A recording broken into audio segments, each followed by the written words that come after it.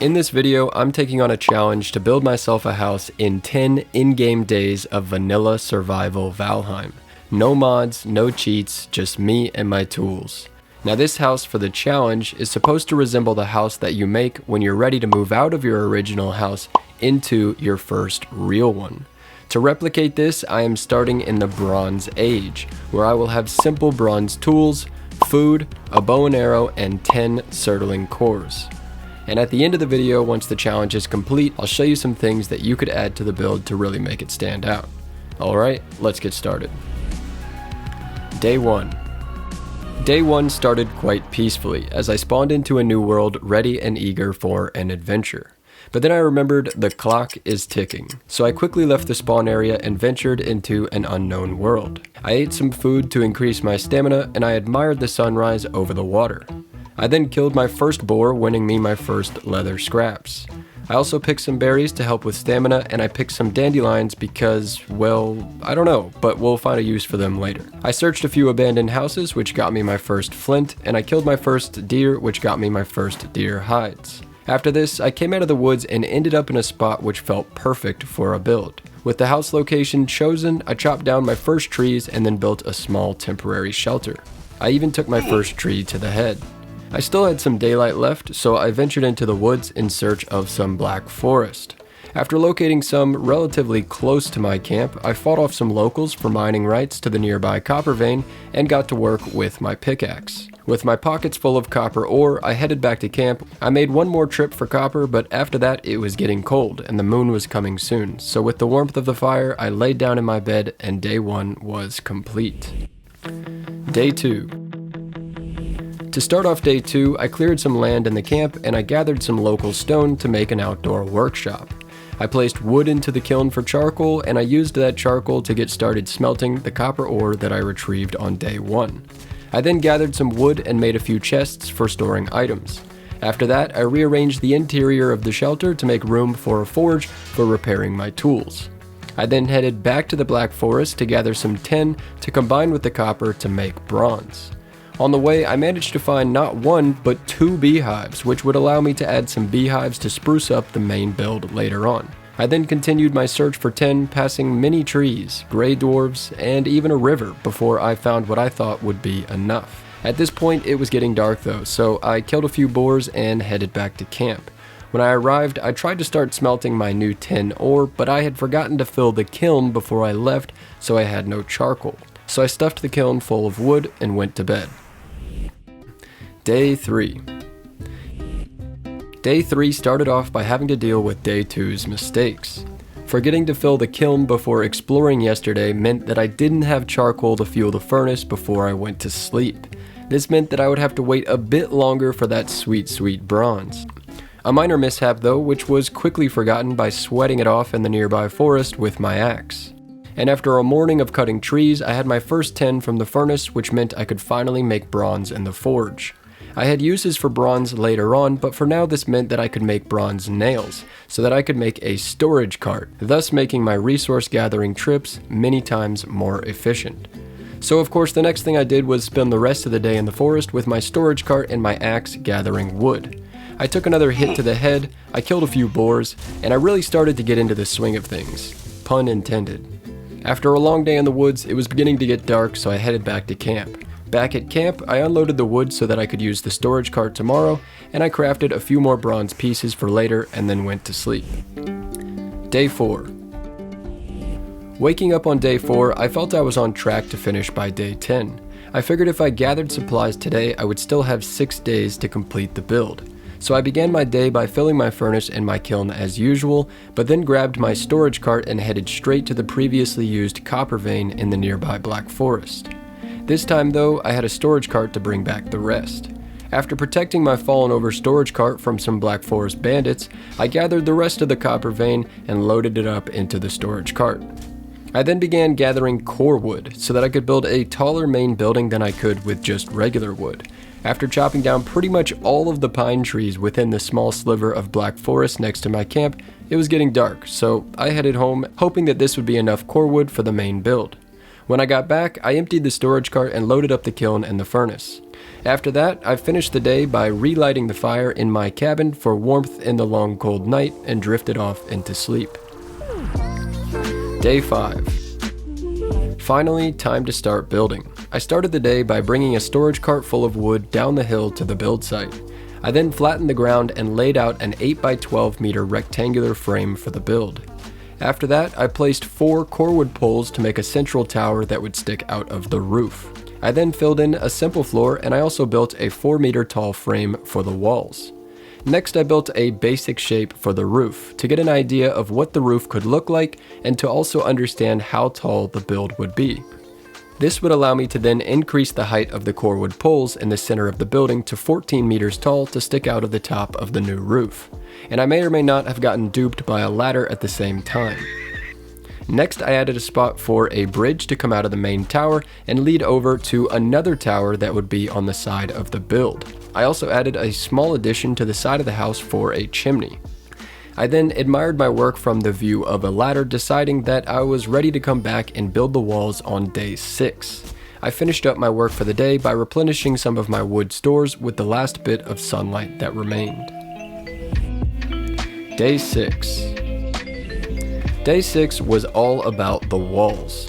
For the front and back walls, I added 2 windows each, and for the side walls, I added just regular wall pieces. Then I added 2 wooden gates for the front door, and I decided to leave the top semi-open. Next, I added corewood poles to the corners of the build, and then I used a cool trick. I used a wooden door to give me more snapping points for a second corewood pole. You can see that this corewood pole is further out than the first, which will give me a place to connect a second layer of wall to make my walls really stand out. I then designed the second layer of wall, which I copied over to the 3 other windows and the rest of the house. With the walls done and the rain coming down, I headed home to dry off near the fire. Day 7. Day 7 began with an unfortunate visit from Ecthir and his friends. But after a few minutes of battle, the creatures of the forest grew tired of my bronze axe and I returned to building. With day 6 ending in a rainstorm, much of the build was now in need of repair, so before I started building I repaired everything with hopes that I could get a roof on before the next storm. With that in mind, I began construction of the roof by filling in the upper parts of the walls below the peaks of the roof. I even left a space for a diamond-shaped window in the very top. Next, I filled up the roof, leaving the center of the roof open for the tower. I went ahead and added the tower shape and a handrail around the tower platform, and I also added 2 floor pieces sticking out the side, symbolizing the bridge that would be coming soon. At this point, it was getting too dark to work, so I walked around the house planning my next day in my head, mainly thinking about finishing the roof. I finished the day with some last-minute replenishing of wood and some glances up at the moon and the stars before heading off to sleep. Day 8. I started off day 8 in a rush. Including today, I had 3 days left to finish the challenge, and I still had to finish the roof, the tower, a bridge leading to another tower, a chimney, and the interior. At this point, it was looking grim, but I pushed on with a new sense of motivation because there was no way it could rain again. I mean, right? A few moments later. Well, either way, on with day 8. I started off the day by adding some depth to the roof with an extra layer. I then finished up the wall underneath the new roof by adding in some horizontal lines and by tracing the diamond-shaped window in the top of the wall. After that, I worked behind the new roof line to add some free-placed beams for detail, which made the whole build really start to come together. Then I used another cool trick. Instead of having a large 45-degree angle X at the top peak of my roof, I like to place a small frame around the roof peak to have something to push up against to make a much smaller one. Then I finished the day by working on the front entrance by adding 2 wooden pillars. To do this, I alternated between 1 meter and 2 meter wooden poles, and I rotated them each twice, going around in a circle to eventually create a circle shape. After that, it was getting dark and I was cold and wet, so I went back to camp to dry off and go to sleep. If you'd like to use this build to start off your own survival world in style, it will be offered for free in my Discord. And also, it takes a lot to make these videos, so if you wouldn't mind giving it a like or a comment or even subscribing, it would help out a lot. And if you'd like to help out even more, consider helping keep the lights on with a channel membership. Alright, back to the video. Day 9. I started off day 9 by raising the ground underneath the pillars, which were only barely supported because I couldn't see anything in the rain the day before. I then added a handrail on one side of the pillars and a staircase on the front. After that, I copied the same roof details from the roof above onto the front entrance and then moved on to working on the chimney. After opening up the roof, I built a small wooden wall to funnel the smoke from the fire. I quickly finished it up with an angled roof pointing smoke away from the build and with some core wood poles lining the corners. After that, I moved on to working on the main tower. I began by working on the frame for the roof of the tower, but then I realized I was out of regular wood. The sun was going down for the day and it was already day 9 in the challenge, but there was nothing I could do. I quickly grabbed the storage cart and headed to the forest to chop down as many trees as I could before it got dark. Unfortunately though, the moon was soon coming up, so I ended the day knowing that I would be chopping down trees to start off the final day of the challenge. Day 10. Day 10 began with mixed feelings. At this point, I knew that the challenge probably couldn't be completed in time, so I spent the first half of the day chopping down trees in silence, enjoying the sounds of nature, thinking about what I should do. I knew that if I hadn't decided to include the bridge in the tower, I could have maybe finished the challenge on time, and that made me feel like I messed up. The thing is though, go big or go home, am I right? With a new load of wood, I got back to work, and I finished the roof on the tower, copying the same design as the roof of the house. When I finished the roof on the tower, I was feeling good, and I even tried to film a dramatic shot at the top before realizing that the top of the build wasn't stable enough to support its wooden beams, so I had to use angled beams to add a little bit of extra support to finish it up. And of course, I refilmed my triumphant pose at the top of the tower, signifying that, technically speaking, if you don't count the bridge in the extra tower, I kinda totally finished the build on time. Day 11. Well, day 11, here we are. And yep, you guessed it, it started with rain. But that's okay, it didn't last the whole day. I started off the day's building by adding in some supporting core wood poles for the bridge, and then also adding supporting poles for the tower. I then took a moment to admire the rain even though it was slowing me down. Well played, rain, well played. I then filled in the roof of the bridge, and after that I added some handrails to close in the walkway. I finished the bridge by adding some supporting beams below for some visual appeal, and at the same time the sun came out to brighten the rest of the day. Next, I built the walls of the tower where I used another cool trick. Once again, I used the wooden door to get extra snapping points, but this time back inside of the build instead of outside. I then used this door to place a pole, which after destroying the doors, I could use that pole to place the walls of the tower. Nice. I then filled the tower walls all the way to the top and worked for a short time on handrails before it was too dark to work any longer, so I headed back to camp to end day 11 safely in my bed. Day 12.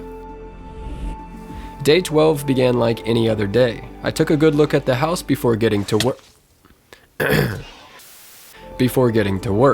I got started by finishing up the handrails on the top of the new tower and then started the frame for the roof. I then built some super sketchy scaffolding and made my way around the outside of the tower, building a 1 meter frame sticking out from each of the 6 sides. I then used that 1 meter frame to fill in the tower with some roof pieces, and I even added a nice extra trim detail, which kind of matched the double trim of the rest of the roofs around the house.